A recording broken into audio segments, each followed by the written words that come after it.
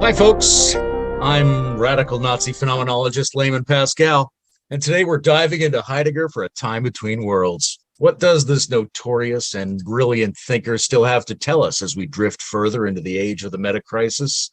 Are some of his insights still applicable to the higher, deeper, and healthier world that our hearts are trying to create? And where do his verbal formulations touch things like non-duality, developmental praxis, and the unfolding of more authentic human beings?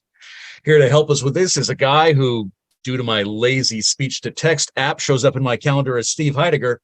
It's Aletheia's own Mr. Stephen March. Hi, Steve. Hey, Layman.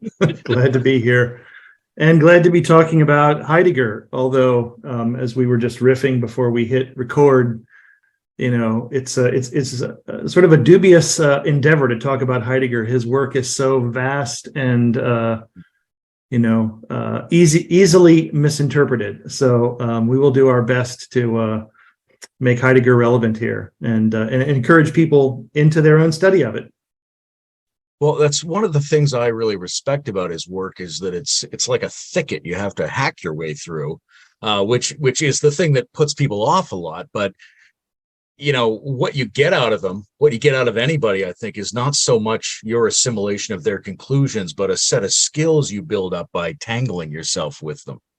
Yeah, I think that's a really good point. The joke in Heidegger studies is Heidegger is untranslatable even into German.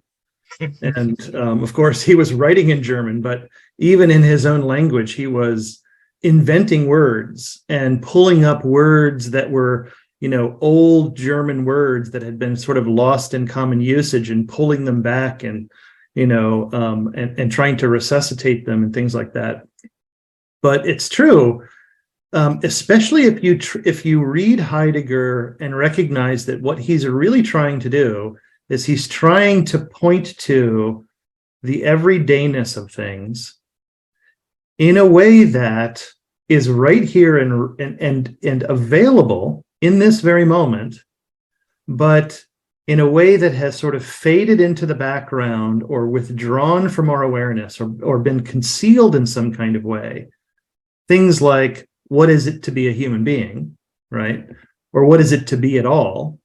That he's talking about those things. And if you put the book down after reading something and then actually practice phenomenology, if you actually practice and say, well, how is what he's talking about in this bizarre language that he has constructed to try to say something that is almost unsayable about something that is withdrawing from our awareness and understanding, and then actually pay attention to what's here, you actually start to enter into the world that we're already living in as if it's something fresh. And I actually think that's one of the reasons that I've been inspired by Heidegger, because in my work as a teacher and in my work as a coach and consultant, a lot of the times what I'm trying to do is I'm trying to help my clients see the world they already live in, see themselves, the person that they already are, in some kind of a fresh way. And so his work is really relevant because it's like a grinding stone that you sharpen this capacity against again and again and again. And if you try to approach his work as this sort of conceptual body of work and try to just tackle it conceptually, I don't know, maybe somebody can succeed at that, but I've never met them. I just don't think that that's even possible. And I would question whether it's even useful. There's an element of resistance that I thought of when you mentioned that, because I was thinking about like what I most admire about Heidegger is the granularity of his explorations. It's like he wants to put aside conventional understandings of knowledge and crawl around like a blind creature in a cave, describing the textures and shapes of the things that he's finding. He doesn't take knowledge for granted. He wants to explore freshly, but that risks a sense of pointlessness and redundancy that arises from that. Most people don't want to say, why do I think red things are red? Or what does it mean to be the kind of thing that I am? Who can ask, what does it mean? There's a sense of uncertainty and even exhaustion. Like there's a threshold a lot of people don't want to cross to investigate the world in this way. Yeah, well, I think it, on the face of it, it's almost like the questions seem too obvious to warrant being asked. Like, what is a human being? Well, shouldn't we already know? I mean, if anybody should know what a human being is, shouldn't human beings know? And so the question is kind of pointless. But of course, it's not a pointless question because, and this is a Heideggerian thing, that which is closest to us is furthest from our understanding, right? And so, like sometimes I'll give a silly example of this as, you can't look out your eye and see the color of your eyes, but literally the color of your eyes is the closest thing to your eye. And so there's a way in which, here we are, we're living as human beings, but a deep and complete and full understanding of what it is to be human seems to elude us in some kind of way. And so you're right, like at first glance, it seems like it's a pointless question. But then as you sink into it a little bit more, what you recognize is, well, yeah, I mean, it's true. Like there's a way in which I don't know myself. There's a way in which I don't know what it is to be a human being. And life is lived in the question. Life is lived in the unfolding answer to that kind of question. If you turn in that direction, if you turn toward what's here and allow what's here, allow yourself, allow humanity, the human condition, to show itself. And I think that's one of the key elements of his approach is that you don't uncover what's here by messing with it. You actually uncover what's here by opening to it and allowing it to show itself to you, allowing who you are to show up. And oddly enough, you discover who you are and you become more of who you are, more of who you've always been in a certain sense. And yet that can also be viewed as a development of who you are. So this is kind of the territory that Heidegger invites us into. I think really he's sort of like, he doesn't want to feed you ready to hand answers. He wants to invite you into being a phenomenologist. Well, let's jump back and give this a little bit of personal context. I got into Heidegger through a collection of his essays because I was curious to dissect the way he dissected Nietzsche on the will to power. I think it's a brilliant commentary, although I think there's ways he does a disservice to Nietzsche. And it was only years later, after an extended state change experience, that I got obsessively interested in thinkers I thought might point the way toward postmodernism. And I went back and started to read his essays on technology, and I started to listen to Hubert Dreyfus on being and time. Yeah. So that's the condensed snapshot of my journey. What about you? How'd you get into Heidegger? I never heard about Heidegger until I started to train as a coach. And at that time I was training in a kind of coaching that was heavily integrally informed, of the Wilberian sort. And but in addition to that thread of Wilbur, the person that I learned coaching from, James Flaherty, was also a student of Fernando Flores. And Fernando Flores, he was is quite a character. He and has had quite a history. He was the finance minister of Chile by the age of 29, I believe, and he was part of the Allende administration that got overthrown, and then Pinochet was installed. But Fernando came to the United States after that and started to study to get his PhD in computer science. And he did something which I think no one thought was possible. He took Heidegger and Gadamer, which are continental philosophers, and married that with Austin and Searle, who were analytic philosophers, and married the two of them with the cognitive biology of Maturana and Barella. And inside of that, he constructed something that he called ontological design. And a kind of sort of a branch of that was something called ontological coaching. And the whole idea was this was a style of coaching that was focused on helping clients to cultivate a new way of being. That's what was ontological about it. And so the kind of coaching that I first learned was a kind of integral ontological style of coaching. And so what I had been hearing from my teacher was just how crucial Heidegger's work was in understanding the deep roots of this. And so I can remember, I guess it would have been around 2001 or so, was the first time I cracked open a book about Heidegger. And it was secondary literature at the time. And I found even the secondary literature impenetrable. And it wasn't until I kept coaching, and then I was invited to be on faculty at that school. And I just had a persistence of continuing to read, 2 or 3 books a year for a number of years, and wading through this sort of thicket,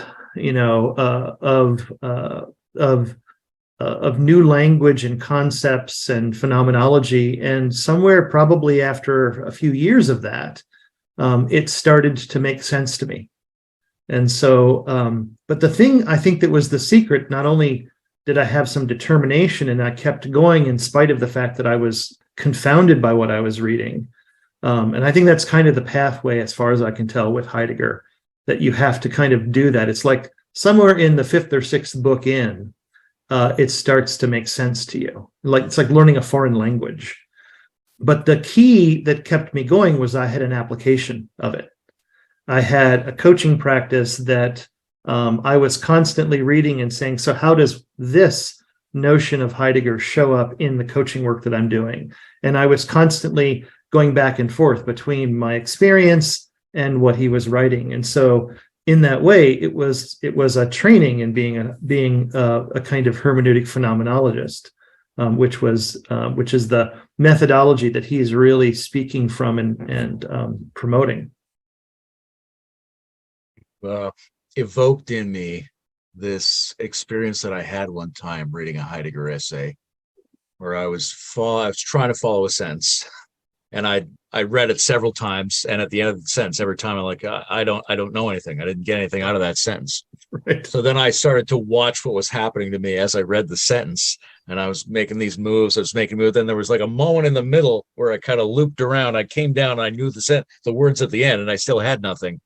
And I thought 2 interesting things happened. One is like, oh, that move is a signature to his style, and going through that experience is not a failure to comprehend him. It's a way of being in touch with him.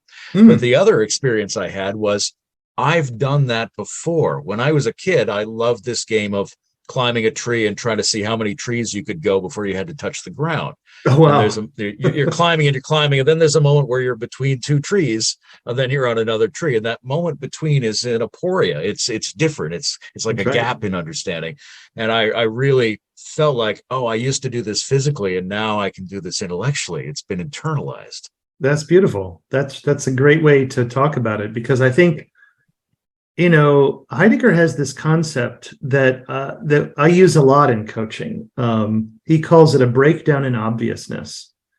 And the whole idea is that, and we can unpack some of the presuppositions of this idea as well. But the whole idea is, according to Heidegger, we live embedded in a world, but we're not in the world.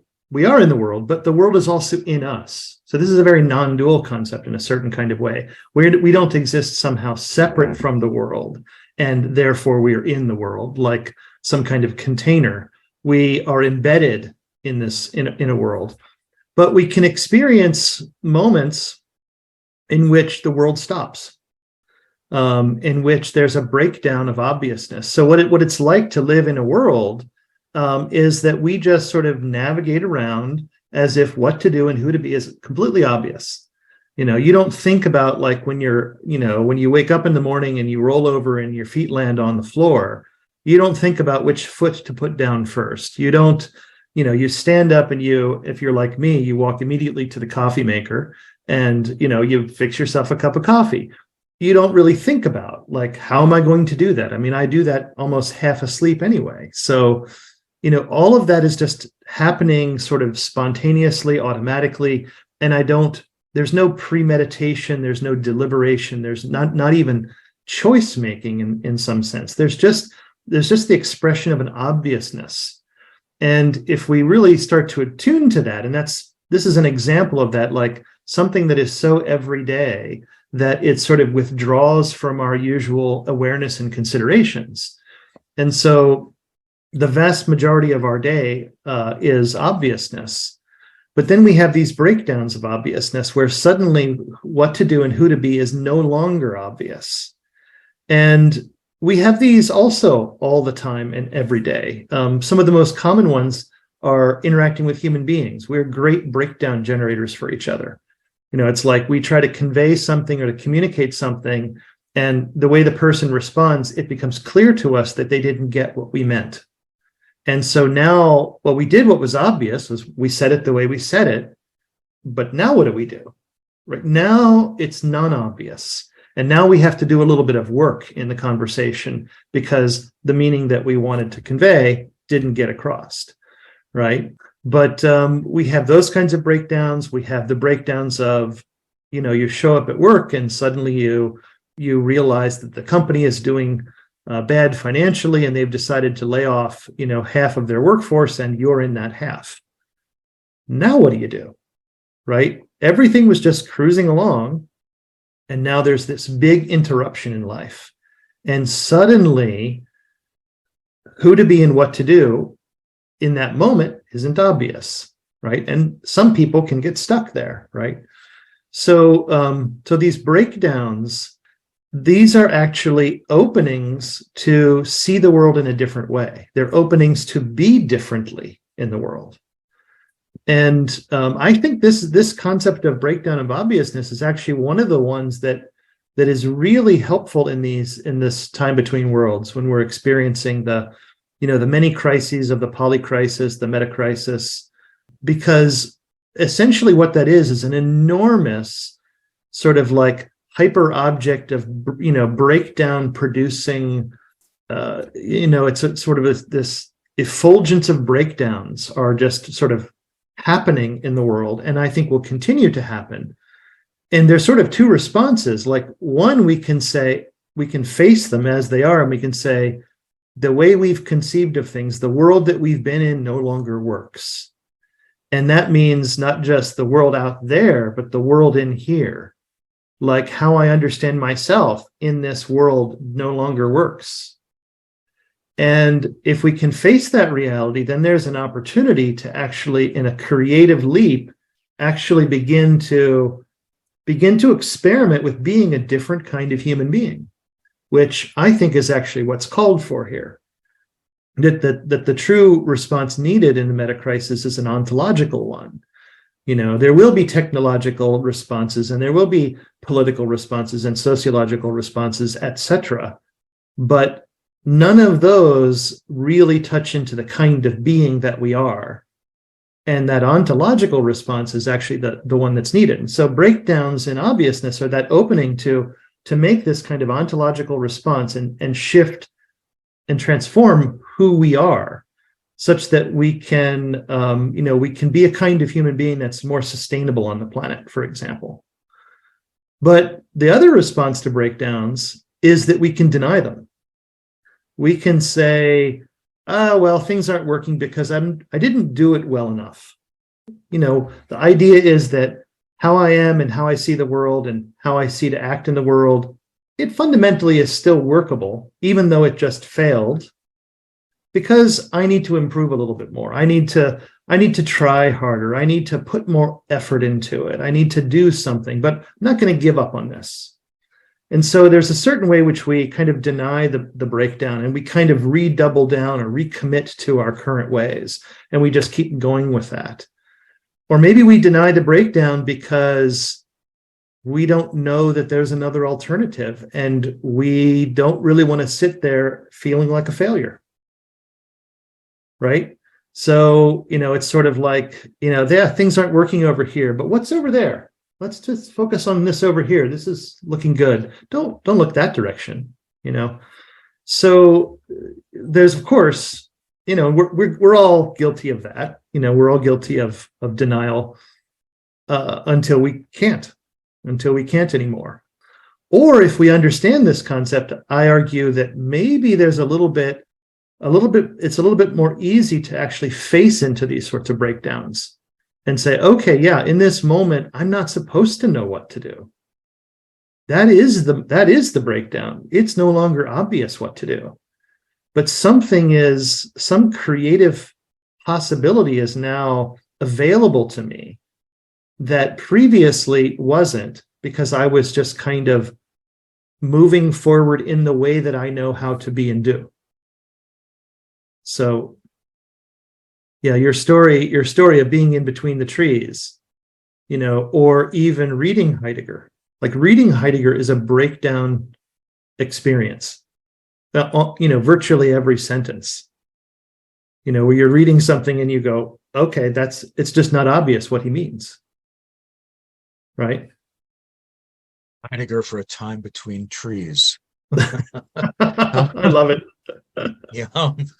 It occurs to me there's two slightly different modes of the breakdown of obviousness. One is maybe I'm wearing pants, they're functioning fine, I pay no attention to them until I hear them rip. Now they're an object. They've fallen out of the flow of my usage. Now I could go immediately, like you were saying, into another mode of like what you do when your pants are ruptured, or I could exist in the time between modes there. Yeah. So that's a thing in which the obviousness of the function has broken down. Now, there's another thing that's happening with our technology today, which is we're being given functions that aren't breaking down, but they're simulations, right? We're talking to someone online, the function is flowing perfectly, but we're aware that the obviousness of this function is somehow broken, that it's maybe not real, that it doesn't have the same meaning, that I can't trust any of the things, even if they have utility and function in an obvious way. Yeah, what's an example of that? I'm curious to explore that a little bit more. When you say I could have something that passes the Turing test. Like I get somebody on my Facebook contact list and I have a discussion with them, and after a while I start to think, this is actually a robot. I see what you're saying. Yeah. Right? It's been going along, but the obviousness is breaking down, but not because the function has been thwarted, because the meaning of what the function is has been thwarted. Yeah. It's an interesting example. I mean, right. That happens. I was talking to my brother who is single right now, and he was getting onto the dating apps, and he's like, they're just crawling with bots, and you start to have a conversation with somebody, and then you experience that. He didn't say it this way, but since we're talking Heidegger, he experienced a breakdown in obviousness, and the breakdown in obviousness is, hey, wait a second, something's a little off here. Something doesn't feel quite right here. And suddenly the world that you were in, where you were just simply behaving spontaneously, automatically, suddenly you recognize that's not the world. That's not really what's going on here. And so that moment of interruption and that moment of stuckness would be probably the more common word that we could use. But you're right, that is happening. And with the acceleration of technology these days, things get broken. I mean, that was even wasn't that the kind of rallying cry of certain tech companies, right? Was move fast and break things. And I think a lot of what they're breaking is a certain world, in a way. And so it's interesting because it kind of cuts two directions. It's like breakdowns can be real open. They can be openings into something else, into a different way to be. They can be openings to transformation, openings to development. In fact, I would argue that if we look at this in terms of adult development, that the pathway of adult development is literally laid breakdown by breakdown. You need to keep having your world and your sense of self kind of cracked open. But at the same time, it can also be very disorienting, right? And I think that is perhaps what's starting to happen for some people, is that the pace of change, the pace of transformation, the the frequency and the scale of the breakdowns is starting to occur in a way that is having some of us feel more and more disoriented in the world, which has its own problems. So, it's like there needs to be some kind of a middle road where there's a zone of proximal disorientation or something like that, where there's a Goldilocks zone of disorientation, where we have enough but not too much. That allows us the time that it takes, the biological time that it takes for human beings to actually transform.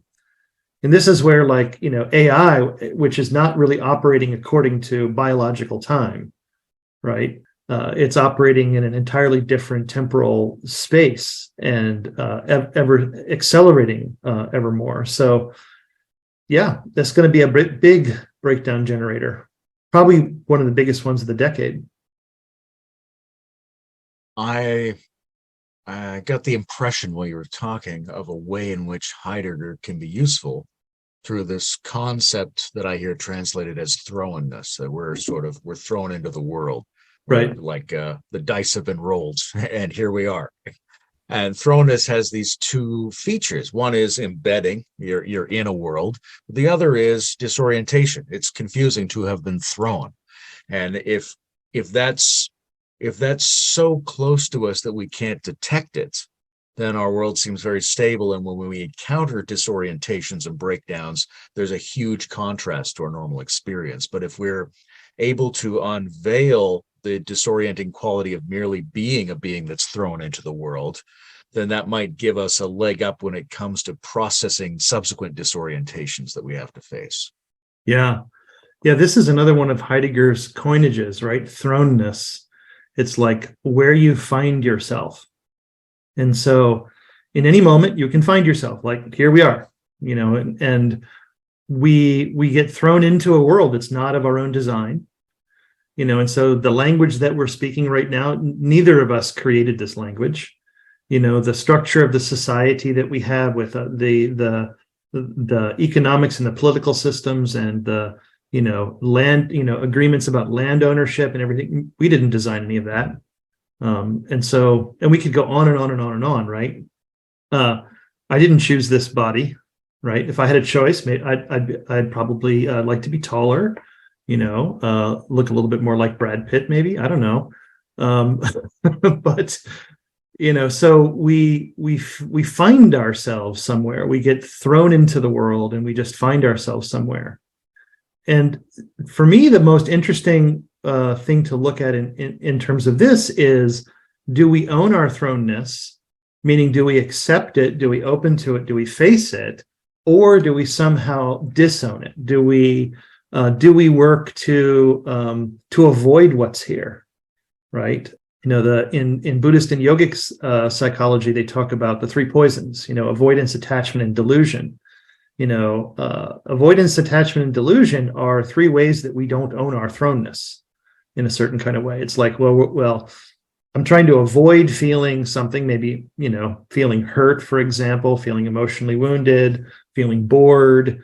But sometimes that's where we're thrown. We're thrown into the midst of something. And we're often trying to avoid it and being attached to feeling otherwise.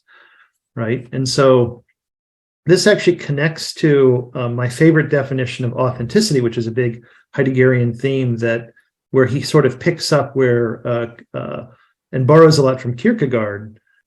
My favorite definition of authenticity is being true to our thrownness and our freedom in it.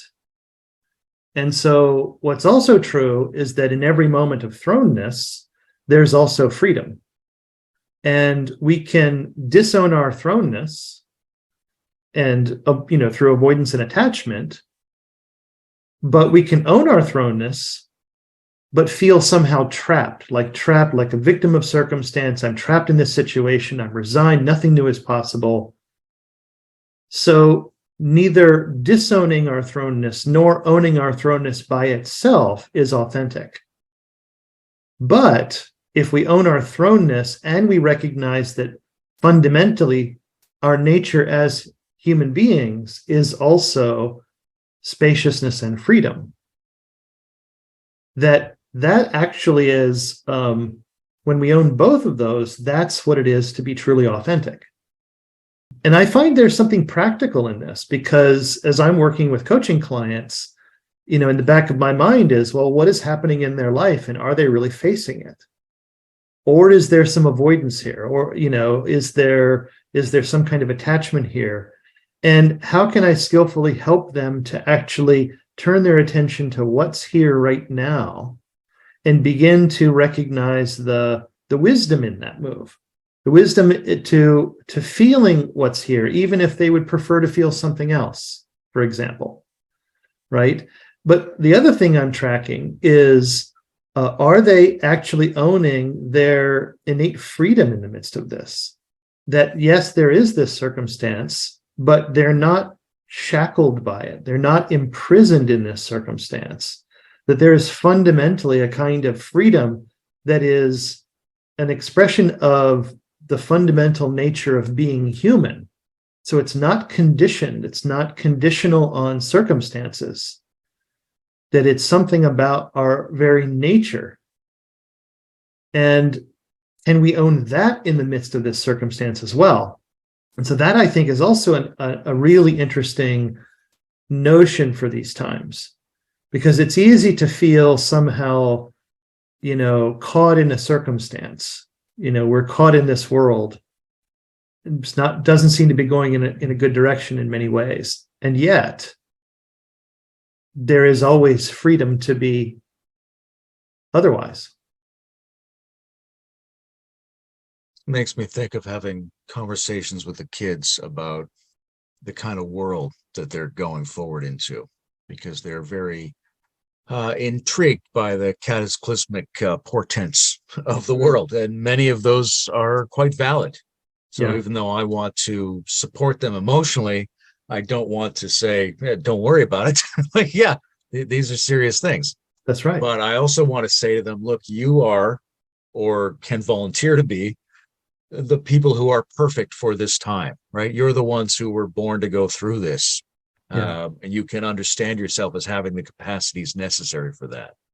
And there's a move in there that I was thinking, as you were speaking, of a book called Spacious Body by Jeffrey Maitland, who's a Zen Rolfer. Yeah, great book. It says in that book, freedom is the creative appropriation of limitation.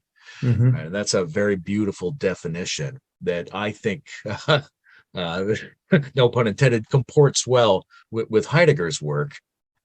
Because when I've read Heidegger on death, it seems like he's saying, death is not something you've experienced. You see bodies break down, that's going to happen to you, but you don't actually know what death is. Death is for you an unknown limitation. It's the possibility of the end of your possibilities. That's and right. The way you relate to that, the way you take ownership of that, is what determines whether you can be an authentic person or whether you remain just responding as one might respond to things. Yeah. Well, it's part of our thrownness, right? It's like where we find ourselves is in the midst of a life in which death is a possibility. And in fact, it's not only a possibility, it's a kind of guarantee, right? What we just don't know when. But and when death comes, as you say, this is the way Heidegger says it, that death is the possibility of no more possibilities, right? So that's a particular view, which isn't necessarily held by some spiritual traditions. But what is true is we don't know. We don't know what that really will be like. But yeah, this is what it is to really face your thrownness, is to be in a way that owns your dying, right? And of course, famously, Ernest Becker wrote a book, The Denial of Death, to point to the way that most of us are actually attempting to live in a way that pretends that we're not of the nature to die. It pretends that somehow that's something that, well, let's just not talk about that, right? And the way that, of course, to say it in the way that we're talking now, shifts us into a kind of inauthentic relationship with with ourselves and with life, which ultimately undermines our capacity to live. So we deny our death, and the consequence is we can't really fully live. And so it's like we're zombies, and is that really the life that we want? Is to be, to be in this kind of undead situation. So Heidegger, this is, I think, part of what Heidegger's inviting is he calls it being toward death. It's like, let's actually have a way of being that accepts and embraces that owns that as where we find ourselves. The zombie notion is interesting because what I see in a lot of zombie fiction is people are thrown into this circumstance in which the undead predators surround us. And then the story is they undergo a long period of transition whereby they don't really want to fully engage with this world. And finally, they have to go, all right, we're in a zombie situation. We have to deal with this. We have to make full contact with the undead limitation of the world now. And that's where they come alive. And that's almost the wish fulfillment aspect of zombie fiction. That's the scenario in which we hope we would fully encounter death and start to live authentically. Yeah. I think it's fascinating, to look at just the prevalence of the zombie archetype in the world today, in the times that we're in. I don't think it's just random. I think there is something that is emerging in the collective awareness of that's almost like there's a kind of mirror in which we can see a certain way that we've been being without understanding it fully, without owning it fully. And so, yeah, I think that, that Heidegger's, and I think here he's really picking up Kierkegaard as well a lot, but in owning our death, as a coach, one of the exercises, I don't do this with every client, but but there's certain clients it just seems like an obvious exercise to give them. And the exercise goes like this. Think of yourself sitting on your deathbed, and you're looking back on your life. And what would you feel? What would you want to remember as the most meaningful thing in your life? What regrets might you feel? Things like that. So it's sort of like positioning someone in a place where they're on their deathbed. They have to own their death in that moment, but then asking them, what do they care about? And then, of course, bringing them back into the present moment and saying, okay, now, given that, that's what your answer was. And by the way, it's almost never something like, I wish I would have worked harder. Right? It's usually something like, I wish I would have spent more time with my loved ones. Right? I wish I would have enjoyed, my kids growing up more instead of working, 60-hour weeks at my job or something like that. And so, when you own your death, it suddenly sort of like reprioritizes your life in a certain kind of way. And you get clearer about what you fundamentally care about. And that, by the way, is one of Heidegger's answer to what is a human being. What is a human being? A being who cares, right? That fundamentally we care. And this is also for the Heideggerian-informed critics of AI, is one of their, I think, strongest points, is that no matter how much, the chatbots are able to, give us information and talk with us, that at the end of the day, they don't care, right? One of the Heideggerian philosophers says it really bluntly. He says, they don't give a damn. And that's the difference. And so, there are these, I think what Heidegger's doing is he's trying to bring forth into our awareness what it is to be human in a way that when we start to take on that understanding and start to examine our life in that way, that these philosophical concepts become psychoactive in a way. They actually start to change our sense of ourself and how we actually live our life, right? Which I think is, for me, one of the marks of great philosophy. Is it's not just some sort of conceptual apparatus that you learn to navigate, that engaging in it actually transforms your sense of yourself and of life and of what it is to be, in a positive way, in a way that actually helps, right? The philosophical invocation of care in his work is really interesting. It makes me think. I think this is from the Age of the World picture, which is a great concept because at the same time it evokes the fact that we're on the other side of having seen the Earth from space. It's a different kind of world, but also that we're now in the world where paradigms, worldviews are fundamental constituents of the way we view reality. We view it as being striated into worldviews. But there's a passage in there about how, like, anxiety about the condition of the world is evidence of care for the world. But you then have to be able to undergo some transformation. You have to be able to turn that concern over into care. Like, if I'm worried about the environment, it's because I care about the environment. But that difference of phrasing and that shift in my heart makes a huge difference to how I go forward in living. Yeah, that's right. I think it's Heidegger, although this might also be something he borrowed from Kierkegaard, that anxiety is the doorway to authenticity, and that what it is to really own our thrownness and our freedom in it at the same time, in the same moment, in the same instant, at first feels a lot like anxiety. It's like, so here I am, I'm in this situation, I must face this exactly as it is. And even to the point of what I know about the situation and what I don't know about the situation, like, that's anxiety evoking. But then to recognize that I actually am free in this.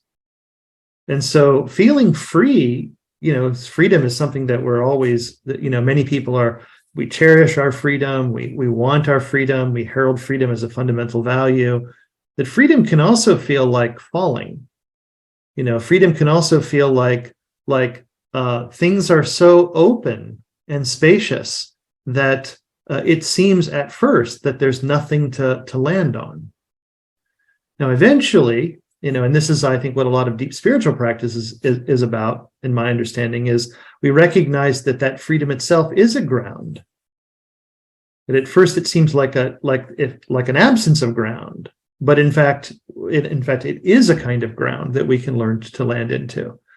And so this passage through a kind of anxiety, where it's important that we have a tolerance for anxiety so that we can actually get to the other side of it and land into our own authenticity.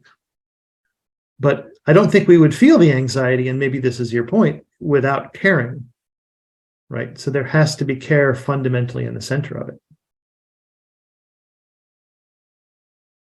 To treat freedom as a ground is different than to treat freedom as a condition that escapes from traps. And I think that's one of the reasons why owning and unfolding the limitation quality is necessary. You have to find the freedom that exists even when you're trapped. Otherwise, you won't discover it as ground. And I think there's something in that makes Heidegger's work attractive to leading edge Japanese thinkers, right? There's a lot of intersections between Heidegger and Zen. And I think it's not just the way he articulates being apart from beings, but it's this sense that you see in the Zen koan that you can discover a radically different quality of freedom in a position of complete entrapment. Yeah. I think this is the thing about Zen koans, is that they're actually breakdown creators, right? A Zen koan is a breakdown in obviousness. That's the whole point of it. And so it creates a breakdown in such a way that there's an openness, and the response to the koan isn't in some kind of answer that one can conjure. it's literally in a shift of being. It's an ontological response, right? And so in a way, you could look at the metacrisis that we're in as a gigantic Earth-sized,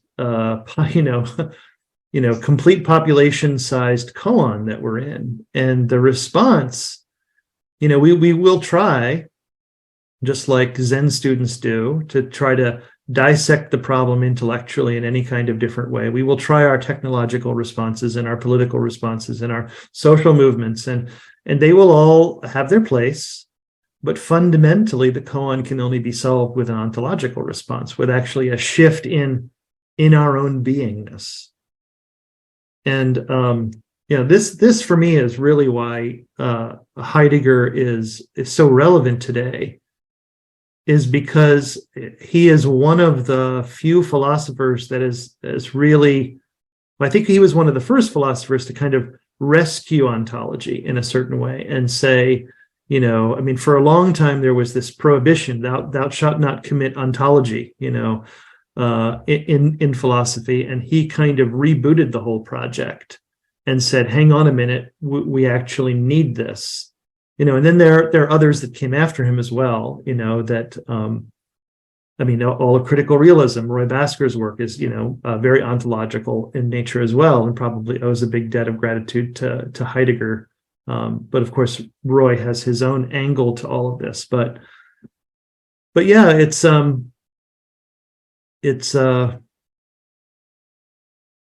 tough going with Heidegger, but I think it pays dividends. A lot of people sort of put the blame for the meta crisis on an exaggerated left brain civilization that's been accumulating these debts on the side of its progress. Right? There's the Ian McGilchrist vision that we've been imbalanced in that respect, and we need to return to a more poetic mode of being, or at least balance those functions out. Right. So that puts me in mind of distinctions, and I've heard you talk to this, technical attunement and poetic attunement. And I've been intrigued as to whether the way Heidegger talks about the technical and the technological is sufficient, right? Or whether he's using too small a sample size.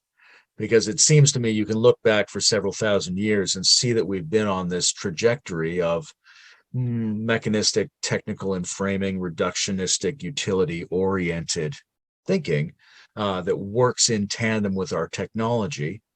We create it and it retroactively scripts our own brain. Mm-hmm. Was it doing the same thing all along? Was it doing something different at the beginning and it's only been doing this for a few thousand years? And as we continue to run it, it stops saying mechanism and starts saying flatland, ecology, intuition, right brain, right? Is right? Did we just see only a slice of the curve? Right? Is this possible, or am I actually just doing poetic attunement to the technical? It's a good question. The way I read Heidegger is that he's basically saying that this is what's been happening all along. And, he talks about, the simplest tools like a hammer, and like what is, that the way in which a tool actually becomes an extension of the human body, in the way that we use it. And this is really what it is to have to have this kind of obviousness, is that when you learn to use a hammer, you stop thinking about it. You stop trying to figure out how to hold it and how to aim it, to hit the nail squarely, and you just simply do it, right?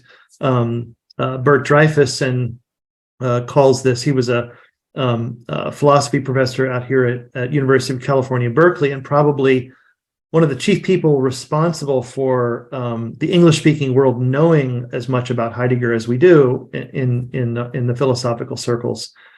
And Dreyfus, I think, called this embodied skillful coping, this kind of way in which the tool as tool actually vanishes in our usage of it and simply becomes an extension of our body. Maybe I know I experienced something like this when I drive a car.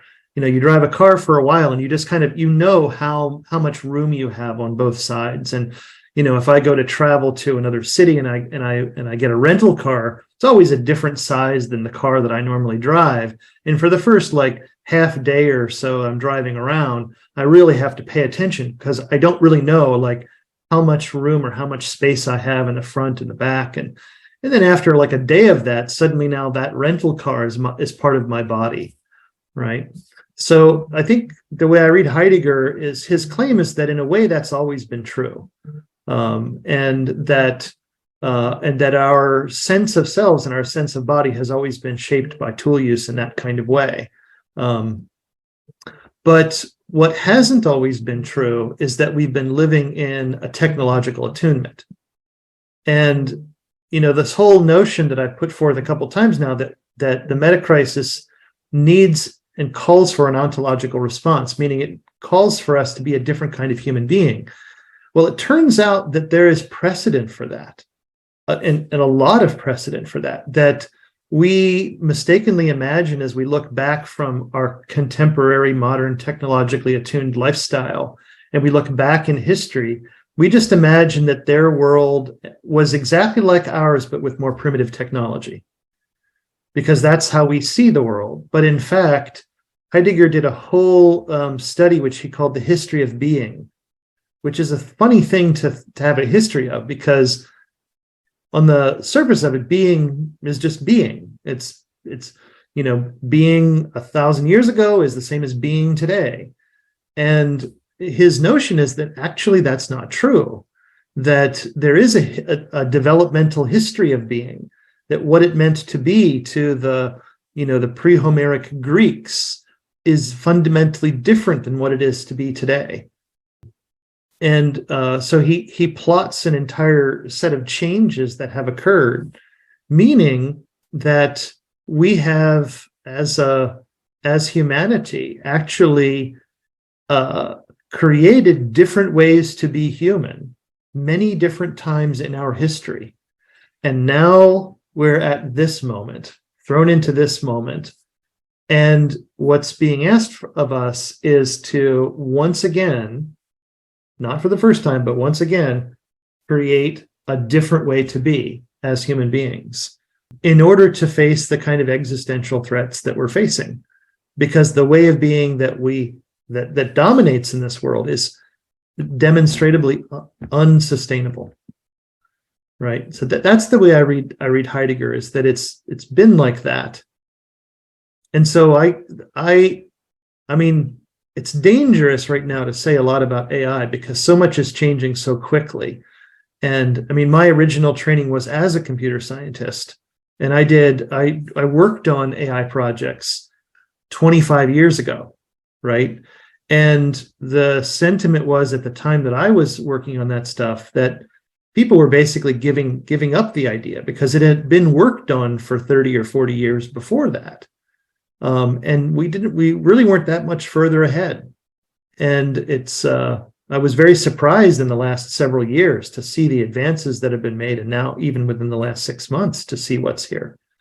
So it's dubious to say a lot, because we'll probably be wrong. Anything I say will probably be wrong and proved wrong within an extremely short amount of time. But it's hard to imagine the technology helping us to be a different kind of human being. That's the question I'm in right now. And I actually have I have students in my coach training school who are actively working on AI chatbots for coaching right now. And so I'm actually in a conversation with them about what are the limits of this, and what different experiments should be run. And I'm in favor of running the experiments because I think it's important to understand the limits of the technology. And the only way we'll do that is to actually try it. But yeah, I don't know. What's your view on this? What do you think? Oh, I'm in an exploratory mode. I'm doing a series on AI, and everybody's got a different take on how far it can go. It seems like some people are very enthusiastic and think there's basically no real reason why we can't skew these things into love, wisdom, care, poetry, things like that. Right. Some people are of the opinion that what we're dealing with are not devices, but a new kind of ecosystem or a new kind of human collective, and that these kinds of plural entities are now going to dominate history, and you need to train up specifically wise and loving versions of them to be the instructors in that playing field, or else that playing field will be denuded of wisdom. And Right. some people are of the opinion that there's something fundamentally unsound about the entire function, that we're just playing with simulations and statistical reconstructions of the surface level of knowledge that by their very structure preclude depth. So there's a Right. fundamental limit on how well they can be used to get us anywhere as human beings. And that the danger is we'll treat them as if they can do way more than they can actually do, and that'll leave us in a cul-de-sac. I'm siding kind of more with what you last said here, that in my work, I work with the model of four different depths. Depths of the present moment. We can understand ourselves in terms of these depths. We can understand each other, human relationships. We can understand the natural world in terms of these depths. And I can see the two surface depths, which I call parts in process, which really live inside of a kind of we know them in a Cartesian epistemology, a subject object kind of knowing. And there I can easily see, there's already software it's existed for over a decade that can navigate, help someone, a client, a user of the software, to navigate those kinds of depths just by some simple if-then kind of statements, and walking people through a kind of decision tree. And so AI will probably be able to do that in a far sort of smoother way. It will feel more natural. It will feel less programmatic. And so I think that's there. And arguably that will probably be helpful for some people. But then there are the two deeper depths. And these, in order to access these depths, we actually have to collapse the Cartesian dualism. And so, here epistemology and ontology are collapsed, so that what we know at those depths is what we are. We know being, and we know being by being. And so that there is knowing implicit in being. And here, I don't think that AIs can venture, right? And so I wonder if talking with an AI just trains us to be better at talking with AIs, or does it actually train us in understanding what it is to be human and having healthier relationships with human beings? And so that, I think, for me is one of the chief questions about this. And I think, as far as I can tell, the answer is it will be somewhat helpful, and but there are limits, and there are places it just can't go. And so, in a way, one silver lining might be that through the attempt to construct human intelligence, which I think is one way to say what we've been doing with artificial intelligence, through the attempt to play God and to reconstruct ourselves, that both our relative success but our ultimate failure in doing so helps us to more accurately understand what it is to be human in the first place. And I think that could be a silver lining to all of this, that could actually be quite powerfully transformative in the culture, for us to really finally get what it is to be human, and that what it is to be human is not technological. Because in a certain way, in this technological attunement that prevails in our culture, we're acting as if it is. And this was Heidegger's concern, writing in the 1930s and 40s, that this technological attunement was hiding fundamentally what it is to be human from us. And that we were treating each other as if we're capacity standing in reserve, as technology, as functions in an organization. And he had big concerns about that. And so, what if the response to the meta crisis is a call for us to stand forth as human beings, not as functions, not as capacities, but actually to bring forth what is fundamentally human virtue, love, care, compassion, courage, wisdom. This is a lot of the direction I'm heading in. Yeah, it strikes me that in most science fiction, the android or the cyborg character is the site where the question of the human is raised. And just like once everybody can live indoors, you have to go outside on purpose to get a tan, or when you have a car, then you have to work out on purpose. I think we're entering a period in which to be human is an intentional act now, right? And I think we can gain a lot of clarity by contrast if we start to see the things that make us particularly different from these devices. Right. These devices seem to be, at the moment, my fear is that they duplicate the most narcissistic version of human beings, right? It's a language model about language. And when we're obsessed with ourselves rather than our relations and our embedding, we run into problems. Yeah. Although I see opportunities to change that. I know that Stephen Wolfram is working on linking his computational language with this stuff, and his language has two interesting features. One, it has real-time information about the world embedded in it, and the other is it accesses computationally irreducible algorithms. So you're like, well, if we took the chatbots and we gave them real-world data and we gave them access to mystery, you're like, well, maybe we're getting something different.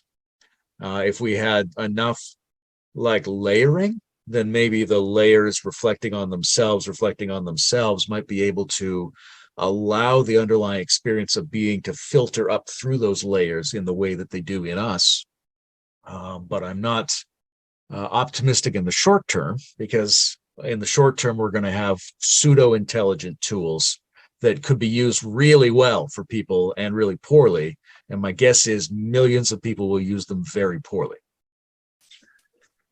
Yeah, I mean, I think AI is going to be probably one of the biggest socially transformative occurrences of the decade, no matter how it goes, and it will invariably, there will be wonders that come out of it, and we will look back in 5 years, and we'll have that moment in which we can no longer remember life before AI.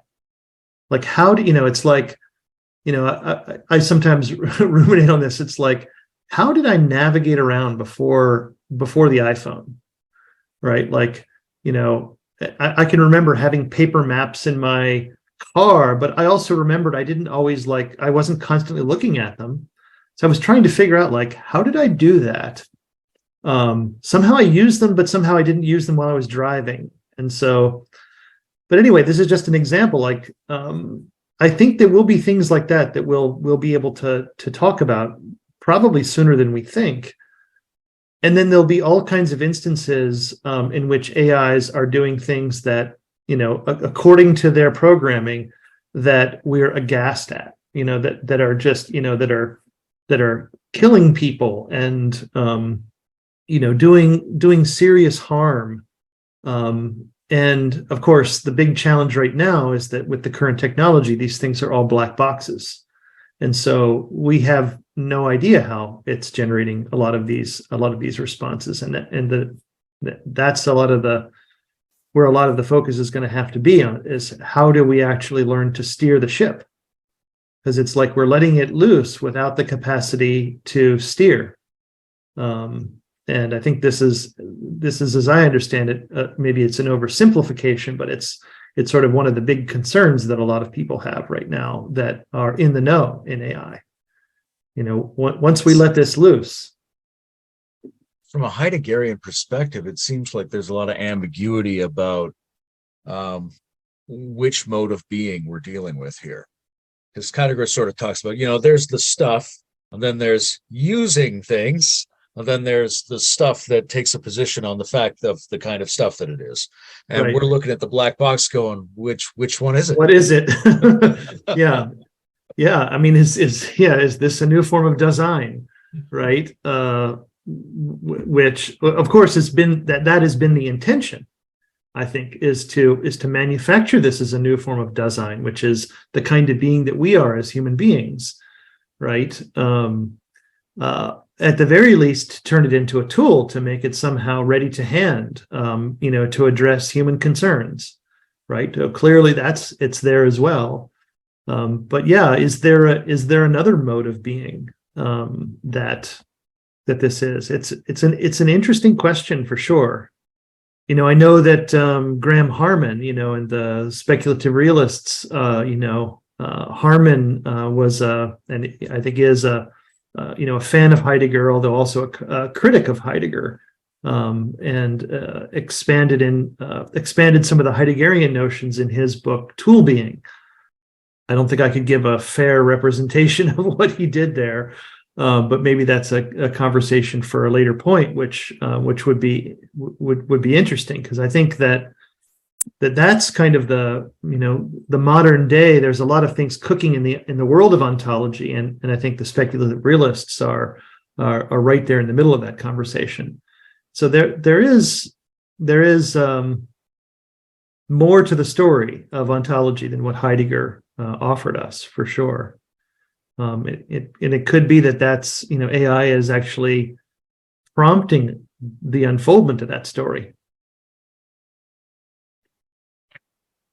It bears an interesting analogy to the question of authenticity in human beings, right? Because and this is in Heidegger, it's in Kierkegaard, it's in Gurdjieff. There's a lot of philosophers who discuss this idea that, yeah, you seem to be a functioning individual human being, but really you aren't. Really, you're something like an artificial intelligence at the moment.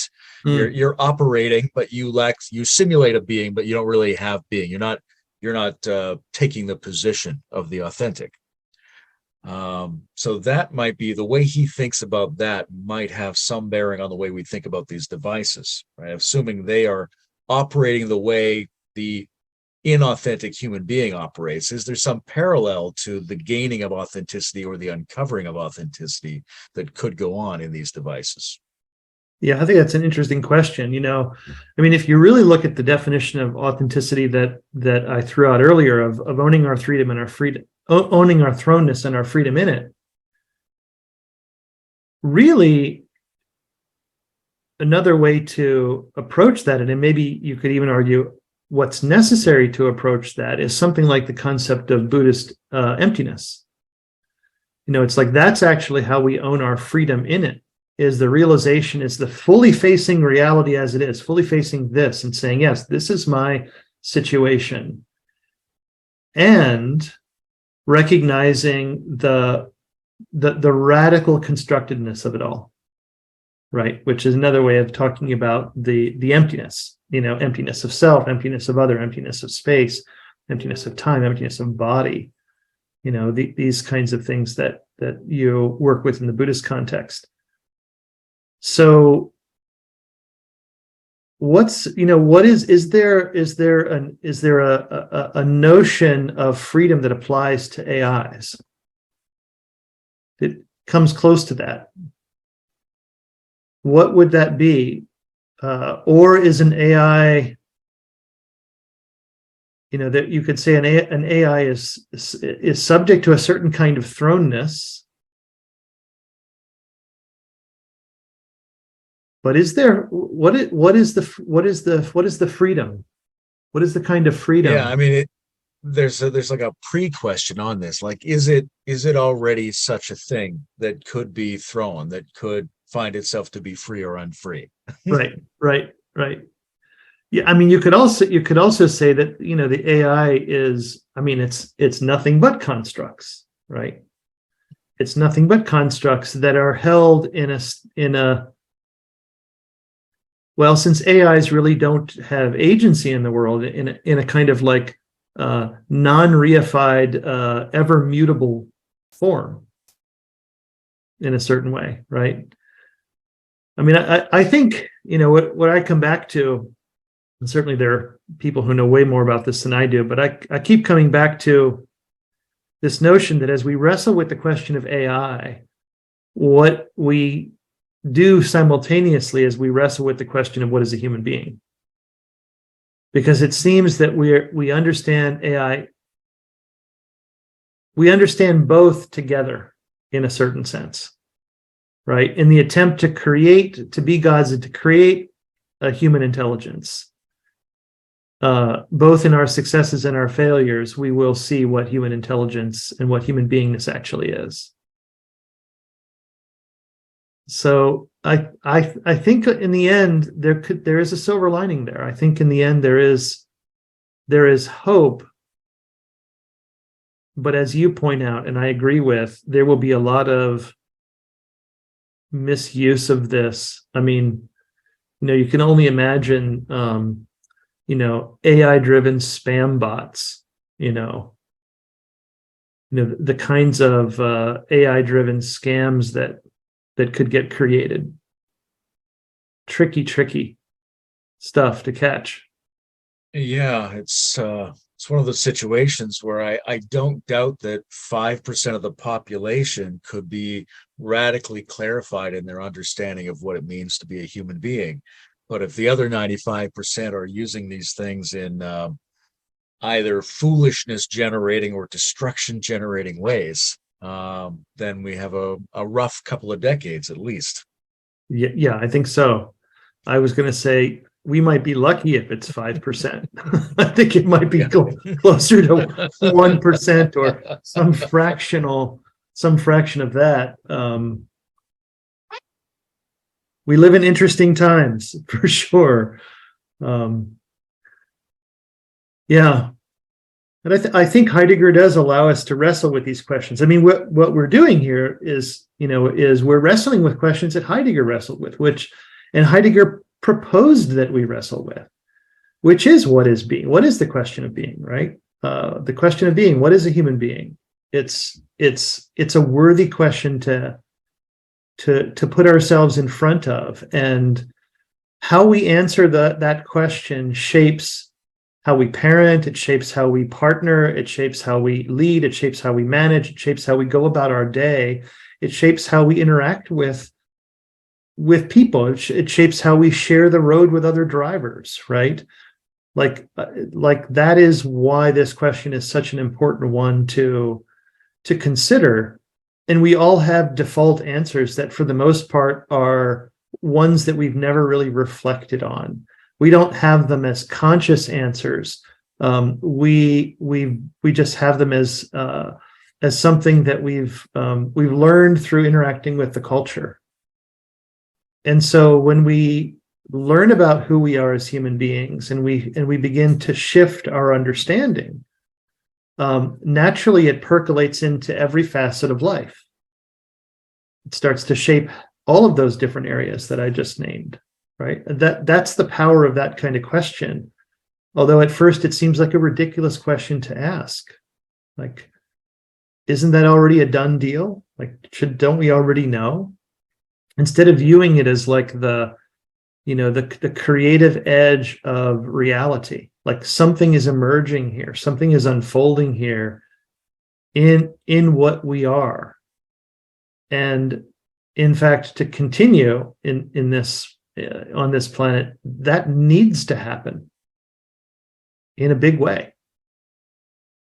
Yeah, there's a really interesting way in which Heidegger makes the structure of the logic of philosophy duplicate the gesture of mindfulness, of freshly rediscovering what we previously took as too familiar. Although I don't want to give him all the credit, he took most of it from Husserl. But one thing that popped up for me was earlier you were talking about how you sort of came into Heidegger as a Wilberian integralite. I'm curious where you see the overlaps and the distinctions between the two of them, because they both have, fundamental different types of reality, Heidegger's modes and Wilber's quadrants. They both have a kind of history of ontologies, or of the emergence of different kinds of world spaces. So they might have a lot in common. How do you see their overlap? It's a good question. I don't know that I have really considered it that much. It's a little tricky. I mean, I think as some in the integral community have named, integral theory tends to hang out a little bit more on the epistemology side of things and a little bit less on the ontology side of things, which is why a lot of people have been excited about integrating critical realism and integral theory, because critical realism can be argued to kind of be the opposite. It's a little bit more on the ontology side. And so when I came to Heidegger already understanding, Wilbur and adult development and things like that. And, a lot of that was, it was a kind of structural understanding in a certain way of, conceptually sort of abstracted in a certain kind of way. And then you come into Heidegger, and what Heidegger is talking about is the everydayness. He's talking about thrownness and moods predisposing you to action, and modes of being and things like that. And so there's a sort of immediateness to Heidegger, in the sense that you can put down the book and actually start to just practice, using what he's distinguishing in the very moment, and you can see it in the everydayness. And so it felt to me like a qualitatively different kind of project in terms of how to engage things, and in some sense the sort of they could be complementary in a certain way, because integral theory I think lacks a lot of that, like immediacy. And even I would say, even when there was a move into an integral transformative practice, which I think started to kind of bridge the gap between the theory and something that you could actually engage in, that was a step in the right direction, or adding something that was clearly missing. And yet I think from a Heideggerian perspective, there's a whole lot more in that direction that you could go. So yeah, I don't really view them as overlapping. I kind of view them as complementary in a certain way. You can definitely look at the history of being and the different stages of that Heidegger has mapped, and pretty easily see a model of adult development, or a model of cultural development that mirrors stages of development that you would recognize as somebody coming from a world of adult development. I know I had a conversation with a philosopher who knows a lot more about Heidegger than I do, and I shared that interpretation with him, and he had some disagreements with it. But I think it's probably an oversimplification, what I was trying to do, but there's something, more or less kind of equivalent there, but, clearly pointing at something different at the same time. But yeah, so I view them more as complementary. I don't really view them as integrating in any kind of way. Yeah, as I think about it, and I'm one of the people who thinks that integral theory and critical realism have had a difficult time integrating because of the epistemological emphasis in integral theory. They've tried to deal with it as a quadrants matter, and really they should be looking at the states as types of ontology that would resolve some of the disparity there. Well, yeah, I think, yeah. This is where I went with it as well. I mean, I was working with integral theory a lot for the better part of 15 years. And really what began to emerge out of that, and I started to lean more and more into hermeneutic phenomenology. And actually, that's where I started to shift the emphasis from assessment and design, like doing an integral assessment of my coaching clients and then some kind of a design, and shifted more into being in relationship and understanding what's actually arising in the moment. So inviting my clients into a kind of hermeneutic circle where we were, both of us, focused on what's here right now. And in the process of doing that, recognizing that there is a depth here, which could be understood, as a kind of version of a kind of gross, subtle, causal, non-dual a set of basic states and recognizing how that can be navigated in real time. And then that became kind of like the central pillar of my work as a coach. And I developed a whole coaching methodology around that. And so I definitely went more in that direction and seeing that was an approach that had more of a practical application. Whereas this kind of abstracted integral assessment, I was finding had less utility. Yeah, I like the word invite there, because yes, it's possible to chart out a lot of structural similarities in the vision space of what these two thinkers have thought out. And obviously the integral community is full of people who are unfolding pragmatists in a lot of ways. Yeah. But the structure of the philosophies invite you to different things. The integral model seems to invite you to explore a systemic lens applied to reality, and Heidegger seems to invite you to use no lens and to just explore what's hidden or half hidden in what's arising for you. Yeah, I think that's actually a good way to say it. Yeah, that they really invite a different kind of engagement, and that they can be complementary. Yeah. I kind of want to ask in a way, the obvious question about Heidegger, which is, some people feel like we should separate his thinking from his sociopolitical views. Yeah. And other people feel like a person's social and emotional responses in that realm betray something about them that's deeper than and more profound than, and might contaminate their thoughts from within. How do you personally adjudicate those two sides of the question of Heidegger? Yeah, well, this is, as you say, it's sort of like the inevitable conversation that emerges around Heidegger because of his known support of the Nazi Party, and it's I think where I come down on this is, as far as I've studied his philosophy, I don't see anything in it that was chosen by the Nazi Party as a fundamental platform or as some kind of a grounding for their belief systems or their behaviors. I think he was at a time in history, in a position in German society as a professor, who was swept up into the political movement, as many were, and so I think that's there, and there are a few instances of him, giving talks at the university that, on the surface of it, were pretty much political propaganda, and that he's not really putting forth any kind of philosophical view. He's definitely acting in a way that is